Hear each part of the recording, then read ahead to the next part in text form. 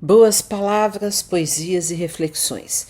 Estamos aqui de volta com o nosso programa de sábado e saudamos a todos e todas que nos acompanham no canal Paz e Bem e no canal da Associação Brasileira de Pedagogia Espírita. Hoje o tema é a narrativa patriarcal da teologia, ou seja, Deus é apenas Pai, Deus é masculino, Deus sempre escrito no masculino, sempre nos referimos a Deus como Ele. Né? Como é que é isso? Porque sabemos que Deus não tem sexo, Deus é um ser supremo, inteligência, amor, infinita, mas o que é Deus? Nós nem sabemos o que é Deus, quem é Deus, né? Quer dizer, Deus é um mistério total, né, para nós ainda, né?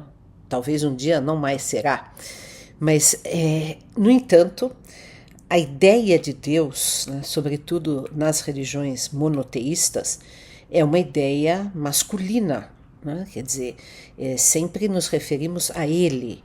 Tem um livro muito bonito e interessante que é Teologia Feminista, Caminhos para Compreender a Teologia Feminista, da Ivone Gebara, uma teóloga freira católica, uma pessoa de mente abertíssima. Nós já entrevistamos ela aqui no nosso programa Semeando Espiritualidades, vamos até deixar o link aqui, Semeando Espiritualidades, Diálogo e Crítica, em que ela fala sobre essa questão da narrativa masculina, machista da teologia, né, patriarcal. Mas assim, vamos pensar um pouco, né?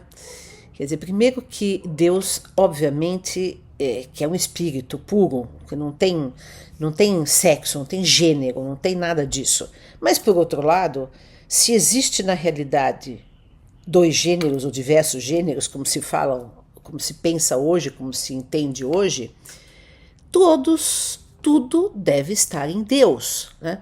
Porque se nós considerarmos que Deus é a origem, o início, o criador, então se há, por exemplo, algo de feminino na natureza, na criação, está nele também. Se há algo de masculino, está nele também. Ou o masculino e o feminino são meras condições, são meros condicionamentos sociais do nosso mundo, né? Seja como for, né? Hoje há todo um questionamento, porque é fato de que o patriarcado ele narrou a história das religiões no mundo. Já começamos por falar dos grandes líderes, todos homens. Jesus, Buda, Confúcio, Lao Tse, todos homens, Krishna, né? Não tem nenhuma mulher, nós não temos uma grande religião fundada por uma mulher, né? Também todos os que praticavam, os monges budistas, os padres católicos, os pastores protestantes, né? Todos homens, né? Todos homens. Às vezes, no paganismo, antes do advento do cristianismo, as mulheres eram sacerdotisas, eram vestais, eram pitonisas, né? Mas também não se pode dizer, né, absolutamente que não havia patriarcado. Por exemplo, na Grécia, Nossa Senhora, era um patriarcado violento, né? As mulheres ficavam trancadas no gineceu. E mesmo, por exemplo, nos povos originários, nós temos aqui os indígenas brasileiros, por exemplo, pajé, homem, né? Também na África há narrativas de culturas matriarcais, mas são minoritárias, né? São minoritárias. Não há uma narrativa religiosa espiritual feita por mulheres, embora, claro, as mulheres tenham participado sempre.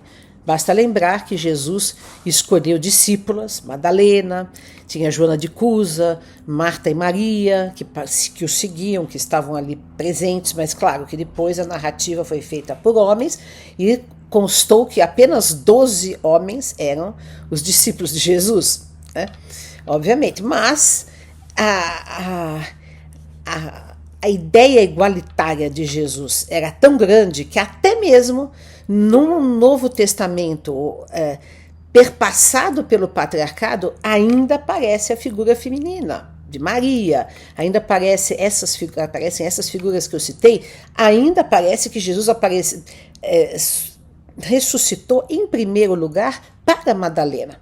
Então, agora uma coisa interessante que eu considero que é preciso dizer em relação a Jesus, porque todo mundo também quer colocar toda a culpa do patriarcado no cristianismo. Não é verdade, né? Porque o patriarcado, eu estou dizendo, é internacional, é mundial, é Oriente e Ocidente, né? Nossa, o patriarcado na China era uma coisa terrível, né? Até o advento da Revolução Maoísta, o patriarcado era um negócio, até as mulheres até tinham o pé enfaixado para o resto da vida, para se tornar pequenininho, para ter um padrão de beleza, suposta beleza, né, que os homens queriam, né? Então, sabe, claro que sempre houve resistência em todas as partes, claro que a mulher sempre se manifestou, sempre teve em algum momento, de alguma maneira, uma atuação, mas, né, nós temos essa narrativa. Voltando a Jesus, vamos pensar o seguinte. As pessoas, pensam, mas Jesus não poderia ter sido mulher? Né? Se pensarmos como os cristãos tradicionais, que Jesus é a encarnação da divindade, poderia ter nascido mulher? Ou como pensarmos como espíritas, ou como muçulmanos, que ele foi um grande profeta, não poderia ter sido mulher? Como espíritas, que é um espírito elevado, perfeito, puro, não poderia ter reencarnado mulher? Sim, mas uma mulher jamais seria ouvida, nem 2 segundos naquela cultura, naquela ocasião. Só homens podiam falar, só homens tinham voz, só homens tinham lugar de fala, como diríamos hoje. A mulher era calada, né? Sempre foi calada na maior parte das culturas, né? Até hoje. Muitos querem calar as mulheres, né? Basta ver que tem uma comissão querendo caçar o mandato de mulheres no Congresso de esquerda que estão resistindo ao patriarcado, à opressão e etc. Mas, e Jesus, então, era homem, né? Se apresentou no mundo no gênero masculino. Porém, né, nós devemos, e também chamava Deus de Pai, né? Porém, nós temos que pensar que ele mostrou um Deus que não era o pai tradicional daquela cultura. Aliás, muitas vezes não é nem o pai tradicional da nossa cultura. Porque o pai tradicional da cultura patriarcal é o pai distante, é o pai que é só justiça, é uma justiça rígida, às vezes punitivista, muitas vezes punitivista. É o Deus do Velho Testamento, é o guerreiro, é o que se impõe, é o que você teme. E Jesus nos ensinou a amar o Pai, né? E ele tem sempre nas suas narrativas, nas suas parábolas, mostra um pai que tem características de mãe. Vamos pensar na parábola do filho pródigo, né? Qual é o pai naquela época que ia acolher um filho que tinha saído e que depois tinha gasto toda a fortuna e acolhido e abraçado e feito uma festa para ele? Isso é mais coisa de mãe, né? Quer dizer, até hoje, né, a mãe é muito mais tolerante, muito mais acolhedora do que os pais costumam ser dentro dessa rigidez da formação do patriarcado.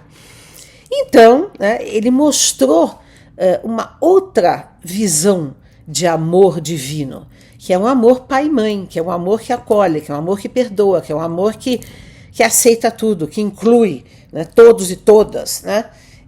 Que não era aquele Deus conhecido e que até hoje, muitas vezes, não é o Deus entendido e manifestado pelas religiões, inclusive monoteístas, né? Porque são interpretações de um Deus, né, às vezes feroz, excludente, né? Então, essa leitura, né, que nós podemos fazer da mensagem de Jesus como uma ideia de um Deus que é pai e mãe, é uma das coisas que a teologia feminista pode reivindicar, pode mostrar. Eu vou ler aqui alguns 2 poemas e um Pai Nosso reescrito. O poema é Prece ao Infinito que eu fiz, né, que no final eu falo de Deus Pai e Mãe. Pode rugir esse mundo e de um abismo profundo ouvir-se um calado pranto. No rosto da compaixão tenho em ti um coração, um abrigo, um acalanto. Podem se abrirem os mares em olhos cinzas e azares e o verde sangrar em vão. Sempre me és a esperança que de sombrinha ainda dança, como nos diz a canção. Podem as almas perdidas vagarem cegas fendidas, sonâmbulas de exaustão. Nelas também tu estás, e já anuncias a paz que um dia proclamarão. Não há mal que nunca acabe, todo bem em tudo cabe. E se desdobra a visão de um horizonte rasgado, de um mundo recuperado, florido em sagrado chão. Depende de todos nós, unidos numa só voz, alçarmos essa ascensão. Mas por que estás sempre aí, no além, no aquém e no aqui, nada terá sido em vão. Podemos moldar a vida, olhar a estrela escondida no largo da imensidão, mas não podemos negar que nesse infinito lar mora um ser de mansidão. Podemos tirar a vida, mostrar a face cindida em ódio, treva, extinção, mas todos os eus profundos trazem teus germes fecundos de amor e de redenção. Ó Mãe e Pai, Deusa e Deus, acolhe esses versos meus e fala meu coração, sussurra-me o que dizer, o que cantar, e fazer e semear comunhão. Essa é uma poesia que eu fiz já há algum tempo, acho que até já falei aqui nas nossas boas palavras. Essa que eu fiz à noite, pensando nas nossas boas palavras da manhã. Deus Pai, que tudo inicia, Deus Mãe, que tudo cria, Deus Pai, justiça perfeita, Deus Mãe, que a todos aceita. Deus Pai e Mãe de amor, nem senhora nem senhor, mas intimidade em nós, bondade sem nem limite, permanente, imanente vós, ternura, cuidado, afago, presença de suavidade, mar vasto e manso lago, em tudo e por tudo verdade, suprema inteligência, suprema beleza, supremo bem, suprema certeza. Pai e Mãe para além da humanidade, sem nenhuma corporeidade, sem nenhum gênero qualquer, nem homem nem mulher, não sujeito à dualidade, apenas infinita unidade. E por fim, um Pai Nosso, que a nossa querida amiga Marcele Mariano Oliveira fez aqui em casa, e oramos juntos, porque é um Pai Nosso repensado como Pai e Mãe. Pai e Mãe nossa, que estás no céu, venerado seja o teu nome divino. Sejamos a luz do teu reino ao aceitarmos a tua vontade, soberana em todo o universo. O pão nosso de cada dia seja abençoado pelo nosso trabalho digno. Ensina-nos a amar, a perdoar e a compreender a nós mesmos e aos nossos semelhantes. E não nos deixe ceder às fraquezas de nosso passado. E livra-nos de todo o mal que habita em nossa ignorância. Amém. Então, essas foram as nossas boas palavras, por uma teologia mais unitária e não tão patriarcal como a que nós temos. Ficamos por aqui.